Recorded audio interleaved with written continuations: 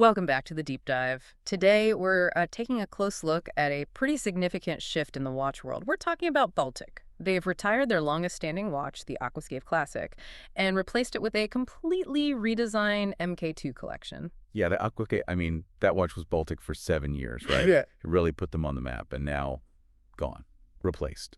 So our mission today is to dig into this source material, this detailed first look review, and figure out what changed, why, and, well, if it's actually better, what are the trade-offs? It's a big moment for sure. And for you, the listener, this is about seeing Baltic maybe move past that micro-brand label they launched with back in 2017. They're signaling something more mature, I think. The original Aquascaphe Classic from 2018, that was their foundation, hugely successful. But success wasn't enough, it seems. Apparently not. They wanted refinement, maturity.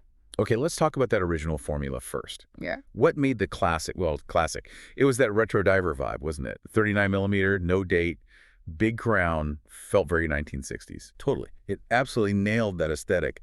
But the most unique Baltic thing about it, probably that partial sandwich dial. Ah, yes, the sandwich dial. Kind of quirky, very distinct. Exactly, that was their signature. But maybe also a technical limitation. The official line on the MK2, according to the review, is enhancing it on almost every aspect. Yeah. They're aiming for a more mature, better finished watch. Yeah. So it's less about pure vintage feel, more about modern build quality now. Right. And the first big change reflects that modern market awareness sizing. The Classic was just 39 millimeter, take it or leave it. But the MK2, now you get a choice, which is smart. Definitely. What are the options? Okay, so you've got the compact, that's 37 millimeters diameter, and a nice 45 millimeter lug-to-lug, good for smaller wrists or vintage fans. And the other? That's the robust. A bit bigger at 39.5 millimeters diameter, 47 millimeters lug-to-lug, more modern presence. But here's a key detail, maybe the first point of critique from the source. The thickness is the same for both. Yeah, that's right. Both are 12.9 millimeters thick, and that includes the double dome sapphire crystal. Water resistance is still solid at 200 meters. But 12.9 millimeters on a 37 millimeter watch? Yeah. That sounds kind of chunky. It can wear that way, yeah. It's about proportions. A smaller diameter usually needs to be slimmer to feel balanced. Keeping the height the same makes that 37 millimeter version feel, relatively speaking, thicker. Maybe it's the movement, maybe the water resistance requirements.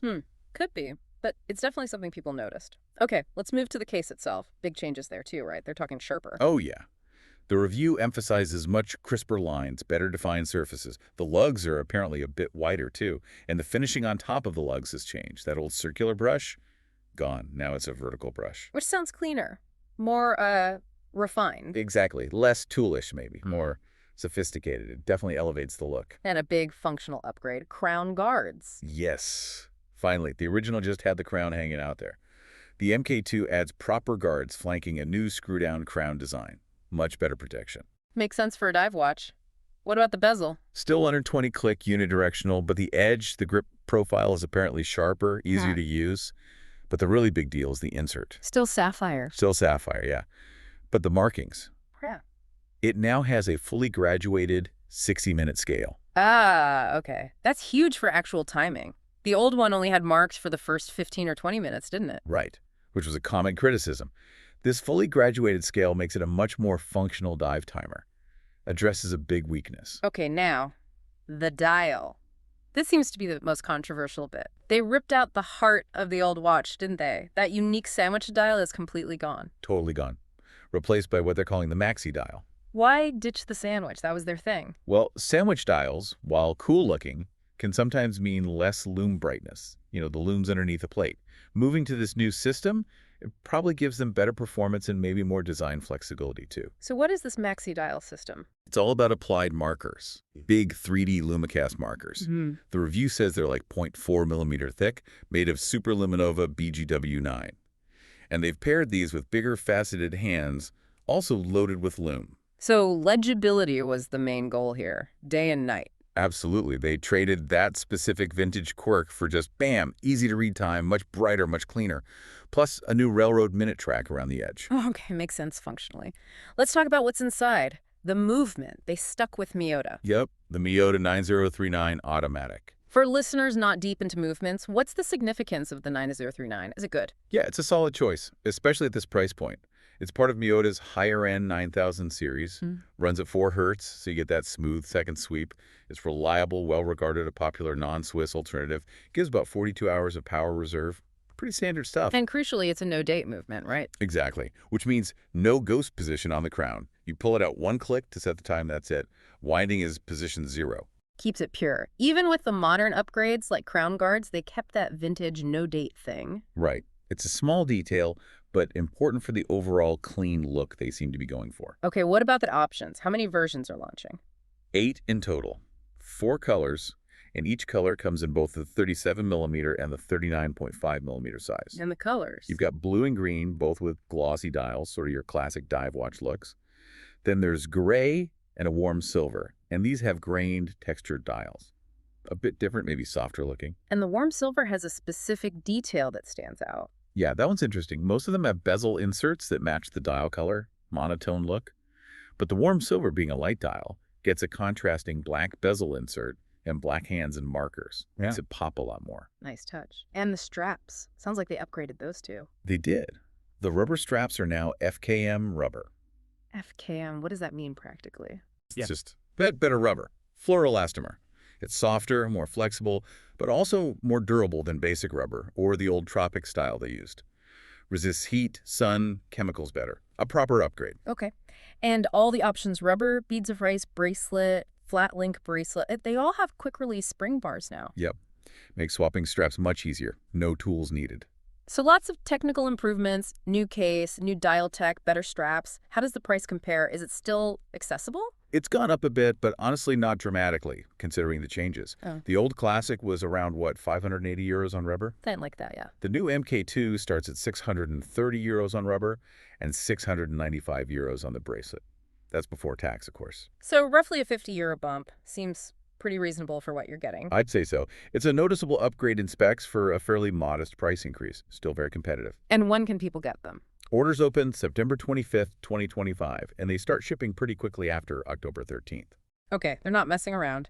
Now let's get into the reaction. Because a change this big, it's bound to split opinions, right? What does the source material say about the feedback? Oh yeah, definitely polarized. You basically have two main camps emerging from the comments mentioned in the review. First, you've got the rational upgrade folks. They see the functional improvements. One person called it a super exciting update. Another admitted, yeah, it's definitely rationally an upgrade, but maybe less charming. They appreciate the better bezel, the legibility. Oh, that makes sense. But the other camp, the loss of identity camp. Yeah, they're focused on what's missing, that unique Baltic feel. One comment was pretty blunt, saying Baltic took all the elements that made it stand out and just eliminated. Ouch! So they feel it looks generic now. That seems to be the gist of it. That commenter said it now looks like a generic small watch brand, like it lost its special sauce by chasing technical specs. And that sauce was primarily the sandwich dial, and maybe the lack of crown guards on the original. Pretty much. The sandwich dial was their thing. Crown guards are, well, common on modern divers. Adding them makes it more robust, sure, but also maybe less distinct. So the core argument is, did they trade unique character for technical competence? And was that the right trade? That's the million-dollar question, isn't it? Yeah. It's a gamble. They clearly invested in higher quality teacher. Those applied markers aren't cheap, but the resulting look is less quirky vintage, more contemporary tool watch. It's that classic problem. How do you evolve without alienating the people who loved you for what you originally were? And that thickness issue on the 37mm model keeps coming up in the feedback too, doesn't it? People wanted it slimmer. Yeah, it's a recurring point. Why wasn't the compact version, well, more compact in height? Any likely reason? Probably constraints. Like we said, the Miyota 9039 movement has a fixed height. And getting 200 meters water resistance needs a certain case thickness, space for gaskets. Slimming it down might have meant using a different, maybe more expensive movement or dropping the water resistance. They likely prioritized robustness and maybe using common parts across both sizes. It's a practical decision, maybe not purely aesthetic. Gotcha. And one last bit of feedback. The perennial request for a date function. Ah, yes. Even though they deliberately chose a no-date movement, you still see comments asking, where's the date? Baltic seems pretty committed to the no-date philosophy for this line, though. Absolutely. It fits the vintage dive watch vibe. Adding a date complicates the dial, or means using a different movement maybe with that ghost position. They're sticking to their design guns, even if some potential buyers want that everyday practicality. Okay, so if we try to tie this all together, this move from Classic to MK2, it's not just a simple update. It feels like a statement from Baltic. I think so too. It's them saying, okay, we're moving up a level. The sharper finishing, the crown guards, the fully graduated bezel, those fancy applied markers, these are signs of a brand investing seriously in perceived quality and technical capability. They're stepping away from just being the cool, affordable, vintage homage guys. Right. Becoming more of a serious contender in well-engineered, modern tool watches, even if they keep that vintage flavor overall. So for you, the listener, the key takeaway here is understanding that trade-off. Baltic consciously moved away from the defining quirky charm of the sandwich dial. In return, you get objectively better legibility, arguably better robustness with the crown guards, a more functional bezel, better straps. It's a shift in priorities. Exactly. And the source review itself mentioned the MK2 is less of a copy, more of its own thing. By dropping the most obvious 1950s cue the sandwich dial and adding modern features, they've evolved. But here's the final thought for you to chew on. In making a watch that is, by most technical measures, better, did Baltic accidentally make it less memorable? In today's incredibly crowded watch market, is achieving technical refinement worth potentially losing some of that unique identity that made people notice you in the first place?